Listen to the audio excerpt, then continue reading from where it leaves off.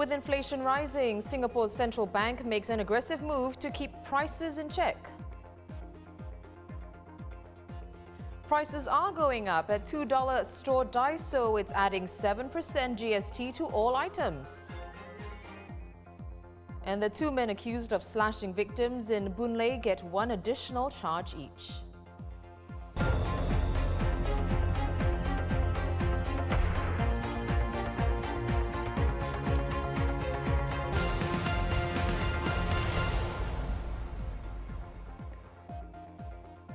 Hello, you're watching The Big Story with me, Olivia Quay. Remember to subscribe to the Straits Times channel so you never miss an episode. Taking a more aggressive approach to fighting inflation, Singapore is tightening its monetary policy for the third time in 6 months. The Monetary Authority of Singapore making moves to strengthen the local dollar in order to combat rising prices. It's also raising inflation forecasts for the coming months for both core inflation, which excludes private transportation and accommodation costs, and overall inflation. But one thing hasn't changed for now. MAS is maintaining its economic forecast for GDP to expand by 3 to 5% this year. Separate data out this morning from the Trade and Industry Ministry. Singapore's GDP grew 3.4% in the first 3 months of 2022 from a year ago. That's slower than what economists expected, and also slower than the 6.1% growth in the fourth quarter of 2021. I'm now joined by senior economist at DBS Bank, Irvin Seah. Welcome to The Big Story, Irvin. So as expected, MAS further tightens its monetary policy while also raising its inflation forecast. Do those two things signal another round or two of more tightening in the coming months, maybe even before the next review in October? Well, in fact, I beg to differ. In fact, the very fact that the central bank has, made such a decisive move on monetary policy, and that essentially signal that they're trying to address, further increase in inflations, and henceforth, it will render that there will be less need for the MAS to take further actions, because it is important for the central bank to be preemptive in terms of its monetary policy stance, because ultimately the mandate of the MAS is to ensure that we have a stable prices and also a stable inflations. So by taking such a decisive actions, the hope is, of course, that it will be able to anchor inflation expectation and to tame the inflation trajectory. So inflation right now is already hovering at about 4%, and the risk is that it could potentially rise towards 5% and to hang around at that level until the end of the year, where it will start to ease off. So if the the current monetary policy stance is sufficient, then we should see inflation tapering off towards the end of the year. And henceforth, that will essentially imply that MAS may not necessarily have to act again. But of course, everything will be data driven in the next few months. Should the need require, then of course, MAS may have to act further. Well, Irvin, MAS's statement says domestic demand will be the main source of growth. The 2022 GDP growth forecast stands at 3 to 5%. So what does this mean for our economy that's so trade reliant, so exports reliant?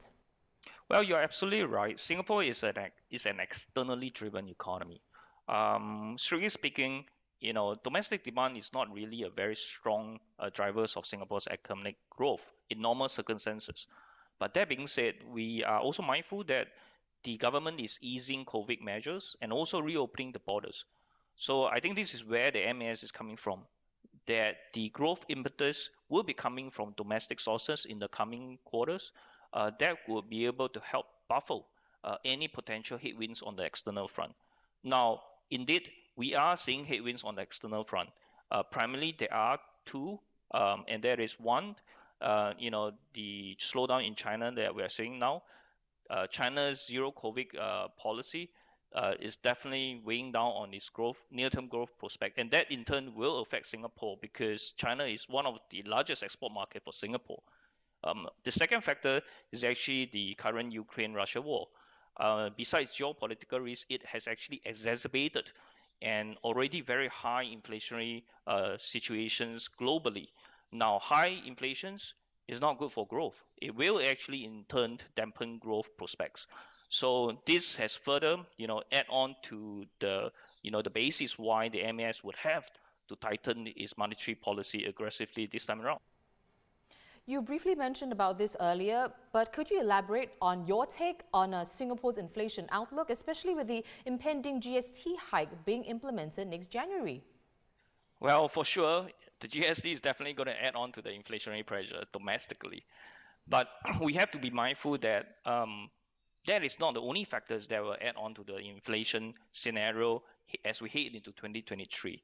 As it is, Singapore has actually recovered quite strongly from the pandemic, especially given the fact that we have registered a very robust growth of 7.6% last year, and this has resulted, into a tighter labor market. In economics terms, we say that that the output gap is increasingly turning more positive. So in other words, the domestically inflationary pressure is already building up, and then you overlay this with a rising imported inflationary pressure that essentially has resulted into this kind of high inflation situations that we are seeing. Now, we do expect this year inflation to average 4.6%. So to provide some context to that, 30 years inflation, average inflation in Singapore is only at 1.8%. So at 4.6, this is significantly higher compared to the historical average. And in the near term, inflation will still hover about 5% before it taper off towards the tail end. And next year, inflation's, because of high base effect, it will actually ease off to below 4%. But that being said, even though inflation is easy on, it doesn't mean that prices will actually decline, because at the end of the day, inflation is, as we strictly define it, is a change in price. So that actually implies that prices will continue to rise, but perhaps at a slightly slower pace. But with GST coming in, I think that will further means higher inflations ahead.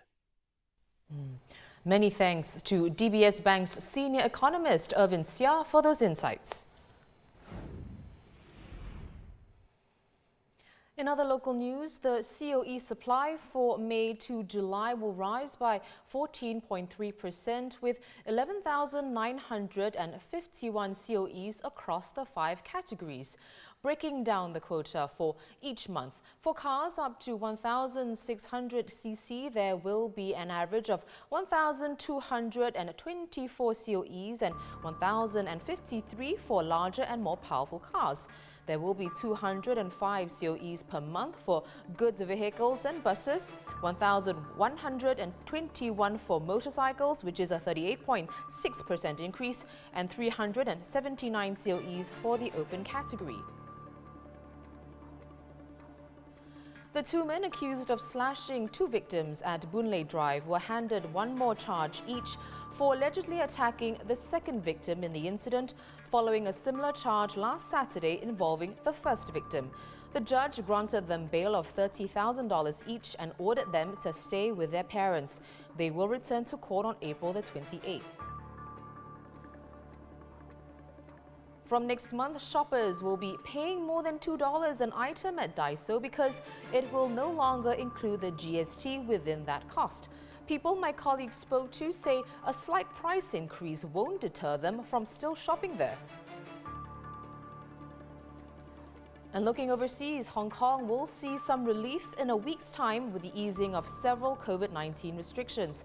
Public gatherings can have up to 4 people from the current 2, and dine-in services at restaurants will be extended to 10 p.m. from 6 p.m. now.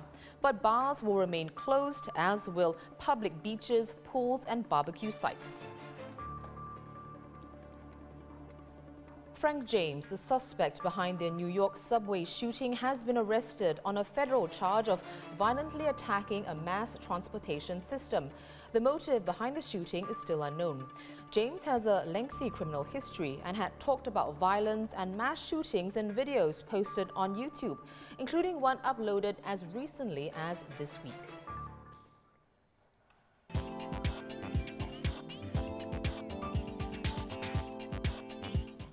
If you haven't made plans for the long weekend or just want to plan ahead, here are a few ideas from our live colleagues. First up, Handbags and bagels. That's right, you heard that correctly. Joining me is journalist Amanda Chai. So Amanda, tell us all about Coach's Bagel Shop. Yeah, so this is partly linked to how there's been this wave of global fashion brands releasing mobile games, and Coach is one of them. Coach's Make Bagel Shop is its latest game, launched together with a pop-up here in Singapore to showcase the spring 2022 collection. So they've teamed up with local guys Two Men Bagel House to turn a shop house in Duxton Hill into this New York City style bagel shop to recreate the vibe of Coach's hometown. At the pop-up, you can shop the collection, which includes ready-to-wear and key bag styles like the soft tabby. The collab also includes merch, which features 5 bagel personas they've created, dressed in the collection, who are basically the players in the mobile game as well. If you buy a bag there, you can customize it with graffiti motifs done by local artist Tiffany Lavage on the weekends, or with digital printing, both of which are exclusive to this pop-up. So actually, I think what most people will be interested to know is you can also buy and take away bagels there. They've created 4 all-new limited edition flavors inspired by NYC, like an apple pie cream cheese one named Big Apple Red Dot, and a smoked salmon rendition, but with trout. So it's an interesting example of how brands are trying to embrace the whole omni-channel experiential retail concept and really bring customers into their universe.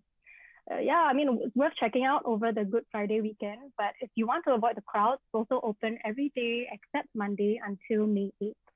Thanks so much to journalist Amanda Chai. Well, some musicians in Singapore are getting together later this month for a fundraising event for Ukraine. Music correspondent Adino Abdul Hadi has the details. So, Dino, who's performing at this concert? So the concert is called Artists for Ukraine, like you mentioned, and it will be held at KC Arts Center on April 24 at 3 p.m. The tickets cost about $100 each, and all the proceeds will go directly to the Singapore Red Cross Fund to aid the people who are suffering from, the humanitarian crisis in Ukraine. And the funds will be used to provide essentials such as food, water, and shelter for the vulnerable, elderly, people with disabilities, women with children, and unaccompanied minors.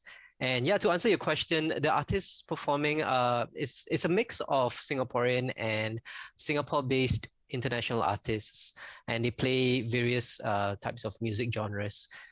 You've got Flame of the Forest. They're this group made up of young musicians who play an eclectic mix that fuses folk and traditional with the contemporary and modern music. There's also composer and violinist Kailin Yong, and he has played with the likes of the Singapore Symphony Orchestra. The international lineup of artists include Ukrainian pianists who are also mother and daughter, Sinia and Irina Vohmianina. They are no strangers to the classical music scene here, and in past years, they've performed in local venues such as the Esplanade and the Victoria Concert Hall. And rounding up the list of performers are artists from the jazz scene here, Indonesian-born pianist-composer Rahma Lim, Italian singer Daniela Ruggieri, and American guitarist Rick Smith.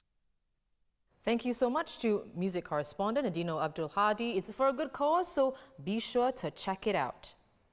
And finally, if you're fishing for a good deal on sushi, we have the perfect person for it. And it can only be our food editor, Tan Xueyun, who's always on the lookout for good quality, value for money options. So Xue, tell us all about this latest discovery of yours.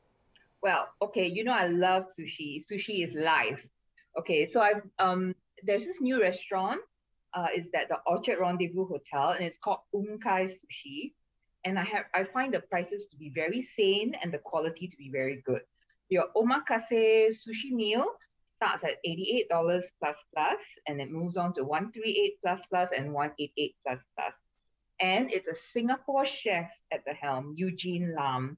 He's worked in various Japanese restaurants. And can I just say, so impressed by his skill. Right, Xue, but let's say I don't want omakase. What else is on this menu? Well, there is something called the magic bowl. and it's wonderful. So, okay, the bowl will be different depending on what ingredients are in season. So when I had it, it was a bowl of rice topped with negi toro, which is otoro chopped up together with negi, which is, Japanese leek. And then it's, placed on top of this wonderfully aromatic rice, which has just the right amount of vinegar. But you know what makes it magic and what makes it special? Tempura crumb, tenkatsu, the crispy, crunchy crumbs all over the bowl. So it's crunchy, it's a little bit tart, and there's that richness from the tuna. It is fantastic. Magic bowl. Order it for lunch.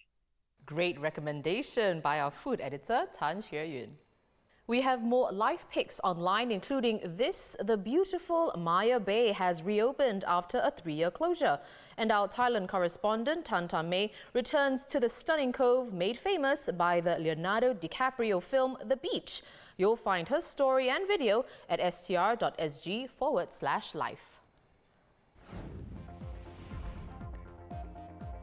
You can visit straitstimes.com for more news and our YouTube channel. For more videos, subscribe by hitting the red button below. I'm Olivia Quay. See you soon on The Big Story.